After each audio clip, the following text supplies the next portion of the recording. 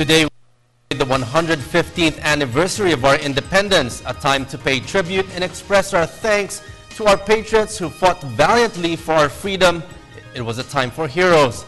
And in this day and age and time, we have a new breed of heroes ready at all times to offer their lives in defense of our country from all kinds of threats. And tonight we are privileged again to have as one of our guests another Medal of Honor awardee, the highest decoration awarded to a rare breed of soldiers who fought gallantly for our country and the flag. He is Colonel Bartolome Bacarro. Good evening, sir, and welcome to NewsLife. Robert, good evening. Sir, what inspired you to be a soldier, and what age did you enter the PMA? Well, I entered PMA at the age of 17. What inspired me to join PMA was that my cousins, I have two cousins who entered PMA, and I did admire them, the uniform that they were wearing. But I remember when I was about to enter PMA, one of my cousins told me, if you're only after the glamour, then you are not, he advised me not to join PMA, but if you are after the service, after the 4 years of being a cadet, then go join the service. Sir, the profession of arms is practically offering your life to the service of our people and country to secure them from its enemies, internal and external. Was there ever a time that you felt you wanted to quit, given the thought that any time you may die during any encounter? There are times, especially when you're subjected to stressful conditions, especially when you see your men having difficulties. But however, these are challenges that you must overcome. As most of the soldiers do, the only way to meet this challenge is to face it head on. And from there you gain experience. Then as you grow older in the service, all of these things, all of these problems that you might encounter, it will all go to naught. So how do you prepare yourself mentally and physically whenever you encounter these kinds of operations, when you have to really make tough decisions? Well, the organization prepares the soldiers and the officers. There are continuous training being given to our soldiers and the officers, and at the same time, your interaction with your fellow soldiers, your fellow officers. This, in a way, contributes to developing you to be ready and be prepared to address these difficulties. So how old were you when you were decorated with the Medal of Valor? What was the battle where you fought? And can you give us an idea of what you did to ensure the enemy is defeated and that your comrades stayed alive? Well, I was then 21 years old. I was then a company commander of a CAFGO company in Isabela. That was way back in 1991. That was the height of the Marag Valley campaign. And most of the forces of the 5th Infantry Division were focused in the area of the Marag Valley.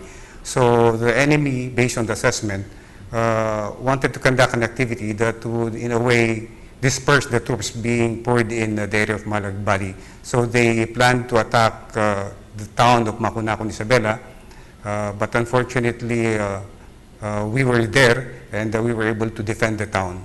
It was a 10-hour gun battle. What was it like? Can you give us a brief, what was the atmosphere like during that time? What did you feel, and what was going through your mind during that time? During the initial firefight, I was hit on my left eye. So, of course, it's normal, fear for your life. However, seeing your soldiers, seeing your CAFGOs, there was willingness to fight. There was willingness to accomplish our mandate. So we were able to sustain defending the town. During the firefight, during that battle, we suffered 3 casualties, 3 killed, and 3 of us were wounded.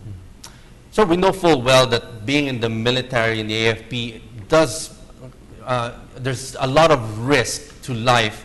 Does your family worry all the time for your safety? And was there ever a time that they asked you to actually quit? Well, this is something that our families must accept. I remember even before getting married, I told my wife that she must not only accept me as her husband, but she should also accept the profession where I am in. And I told her the difficulties and the challenges as well as the dangers. that goes with my profession. Right now, my kids, at a very early stage, I expose them to the realities of my profession. And I think this will, in a way, prepare them, if ever, this will prepare them to face realities. Would you like them to actually to follow your footsteps? Any soldier to have one or a few of his kids follow his footsteps. But for my children, they have their own calling, and whatever the calling would be, I would support them. So now our country faces all kinds of threats, the communist insurgency, the Abu Sayyaf and renegade forces of the MILF out to derail the government's quest for peace in Mindanao. Are you confident that under President Aquino's leadership that peace will be won? Well, I'm very confident that under the leadership of President Aquino, things will move on, especially as we can visibly see that there are developments when it comes to peace talks. The Bangsamoro Framework Agreement is moving on, and we can see that there are some developments, and we do hope that in the future our talks also with the NPAs would also progress.